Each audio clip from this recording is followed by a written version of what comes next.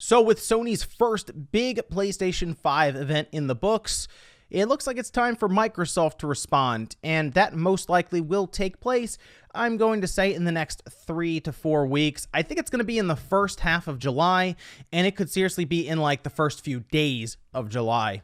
I almost think that Microsoft might want to go as soon as possible, and they've already said July, so we'll see how far into that month we get before Microsoft announces that their big first-party event is going to take place. Now, Sony's event garnered a ton of interest, specifically around the PlayStation 5 system reveal itself, mostly because the look was so polarizing and created such a large conversation online that the video revealing it has 20 million views or something. It's crazy.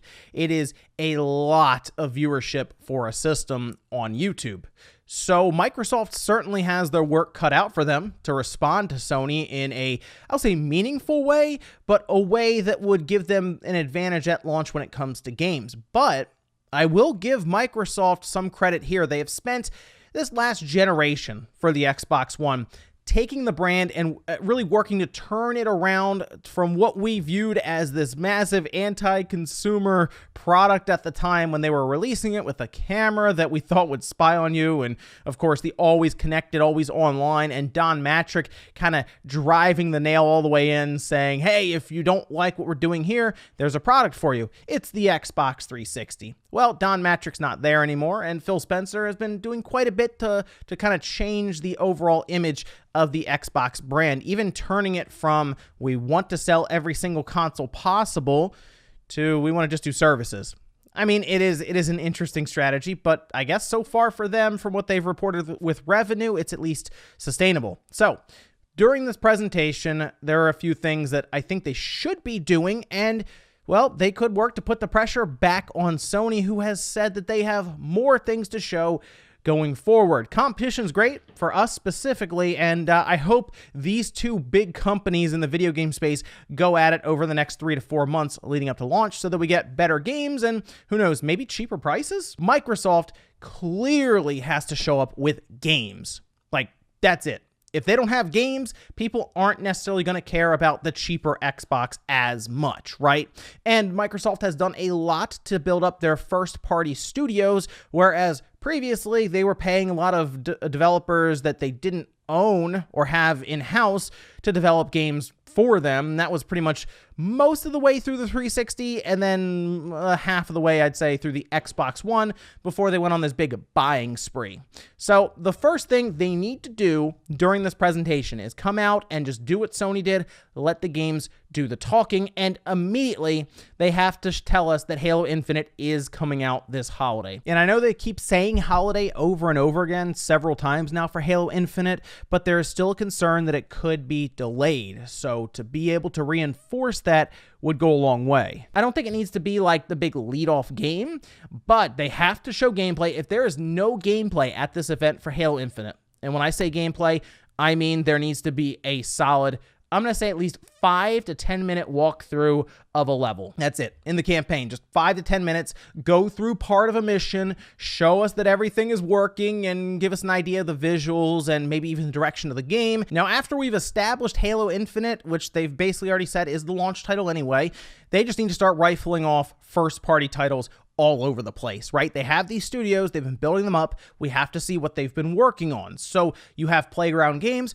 we got to see Fable. That is the big rumored game, and if that is correct, which I have to say at this point, a lot of sources are pointing towards Fable being the big game from Playground. Yes, we have to see Fable. We have to see at least in-game visuals, and we got to see that title screen splash to show that something big is coming from them with the Fable franchise. It's a game that I wondered if people had forgotten about it. I still think that if people see it, especially if it is a reboot overall of the series, not like, Fable 4 or something, they try to slap a number on it, then it will kind of bring back the overall excitement and hype for the franchise. That is a good one to do. And the initiative, I think, has to show their game as well. And it sounds like it is Perfect Dark. It sounds like they're going to be working with Unreal Engine, which I assume since we heard that Hellblade 2 will be on Unreal Engine 5, they'll probably make a big deal about it being Unreal Engine 5, maybe even use the UE5 logo and all of this. But Perfect Dark is another big one that people probably forgot about. And if Microsoft shows up with the initiative and they show this massive blockbuster, amazing looking, perfect dark game with good multiplayer, you're going to get people pretty excited. You got Fable, you got Perfect Dark, and then we start to get into, I'm going to say at least one new IP, and that would be Obsidian's RPG. I guess it'd be like, what, the first-person action RPG. Obsidian should have something brand new there, and that is something that they need to have ready, is something new. We're talking about a lot of reboots and sequels here, but a new IP would go a long way, especially from Obsidian. We know Forza is going to be there. Forza 8 has already been talked about by turn 10, so that will probably be shown off with probably some really good visuals, probably high frame rates they'll talk about, good resolution of 4K straight across the board would be my assumption. I do wonder if Microsoft will try to push a 4K 60 stream with this, considering Sony's 1080p 30 frames per second stream was an actual talking point leading up to the event for Sony. Since they were showing next-gen stuff, you figure they wanted a higher quality stream. Well, Microsoft owns Mixer, so they could at least push a higher quality stream to Mixer at the very least. But I kind of feel like Microsoft will want to push a high resolution, possibly 60 frames per second stream to really get the message across that this is next generation. And I mean, I said it with Gran Turismo, I'll say it here with Forza. Car games typically look very, very good and will probably help to show off the quote-unquote next-gen shine. I'd like to assume that Hellblade 2 will get gameplay as well, since the one trailer that we saw was like in-engine, and people still to this day argue about what that even really means for what the game will eventually look like. But some sort of gameplay for Hellblade 2 after the big gameplay debacle that happened with their last event. You got to make it obvious that we're seeing gameplay, and you got to push it hard, right? That's the biggest part here. After that, we'll probably get some sort of sizzle reel, like Psychonauts 2, or Psychonauts will be there. Then you'll probably have like some stuff for Grounded, Bleeding Edge, Minecraft, which is, I mean, it's a massive franchise. So yeah, you got to make everyone aware that Minecraft will be there with ray tracing. Age of Empires, Gears Tactics, those are games that could also be announced for the Xbox Series X with this sizzle reel. And then I kind of wanted to go into two games that I'm trying to figure out how they would do this, but they would go a long way to have some variety to the show, with the first one being Banjo-Kazooie of some sort, whether it's, I assume it'd be a brand new one, or even a remake maybe of the first one. That's kind of my problem. I'm not really sure who would make Banjo-Kazooie on Microsoft's side. Compulsion doesn't really deal with stuff like that, although, hey, I mean, developers that maybe could handle it with some help from Rare or something, although Rare is doing their own stuff currently with Sea of Thieves and Everwild, so they're a little busy as it is, but like, Banjo would be good for some variety in the show. And on top of that, the game that I not only think would add a massive amount of variety to the show, but also be a really good way to lead things off with the whole thing, is Killer Instinct. What if they announced a brand new Killer Instinct for the Xbox, showcased it here to start with? That would be really, really cool. The problem we run into, from what I remember, Double Helix initially did the first season.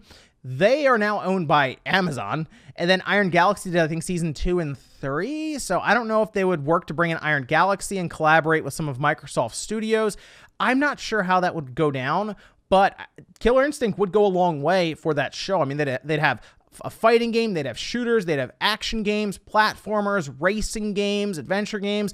There would be a lot here, and if they have Age of Empires and Gears Tactics have some tactical style gameplay with some simulation thrown in, there would be a lot here, really something for everyone. Microsoft keeps talking about smart delivery. Sure, remind us of it here. We saw Sony do things between trailers where they would show little graphics. They showed us, like, I guess the startup screen for the PlayStation 5. So Microsoft could essentially run little commercials between, one of them being smart delivery. It's like, oh, you buy it once, you get it across all platforms. Here are some games that will support it. And then we go into another game with that kind of being between the bridge them. That would make a lot of sense. And really, they have to keep the pressure on Sony with smart delivery, because we're still waiting for Sony's answer to smart delivery, which is basically cross-buy, and I'd like to assume that Sony will follow up with something of their own so that we don't have to buy Last of Us Part 2, for example, twice, or Ghost of Tsushima twice. They said they're backwards compatible, so I'd like to assume that even the digital purchases will follow over to the PlayStation 5 with enhancements. Speaking of enhancements, Microsoft had released a statement previously in their blog post that previous gen games, Xbox 360, even original Xbox and Xbox One, would be able to benefit from things like ray tracing or higher frame rates. And we've seen that already with some of the backwards compatibility enhancements for the Xbox One. Try out Star Wars Knights of the Old Republic right now, and it runs amazing on the Xbox One X. It is like 60 frames straight up, which if you remember on the original Xbox, definitely wasn't 60 frames. It would chug at times. So to see it on a console like that, it was pretty cool because it opened up the idea of them being able to do that with other games. So to hear the idea of maybe ray tracing being added to these older games, right? Even going further with higher resolutions and higher frame rates.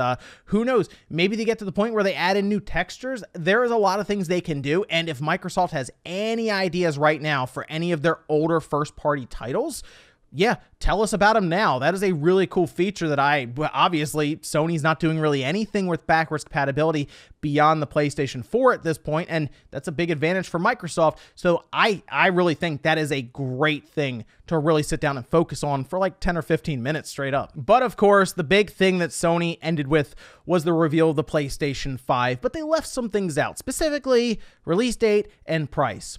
I don't think that at this event that Microsoft has deemed as their first party event would have any type of release date for the system. I think they could drop a release date or two maybe for a game here or there, but if they were ready to go with Halo Infinite and they were ready to go with the system, they should just have a release date for both. However, let's say Halo Infinite doesn't get a release date. That tells me that they won't have a release date for the system either, but they could indeed have pricing ready, and this would be a really big blow to Sony if Microsoft could say, hey, the Series X, that is $500. It's kind of what we expect now, right? But here's this Xbox Series S that should look like a GameCube, I assume, right? Something like this. Here's this Series S, and it's going to be $300.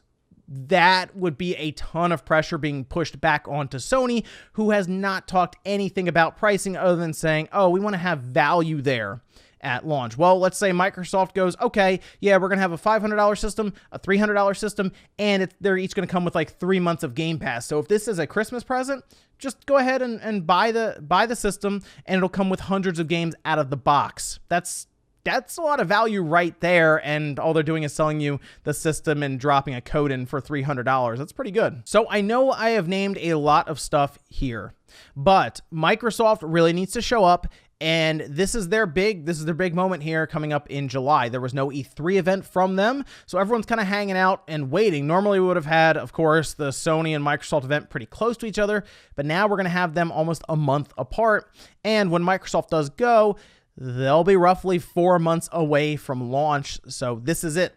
This is when you have your biggest moment to make a big time push towards launch and tell us why we should buy the Xbox Series X or even the fabled Xbox Series S, currently codenamed Lockhart. But let me know what you guys think about this event coming up for Microsoft that they have said is going to be their big first party blowout. How many games do they need there? What games should they have? And what surprises do you think they have in store for us? Make sure you guys like the video on the way out if you enjoyed it. Dislike it if not, and I'll see you next time.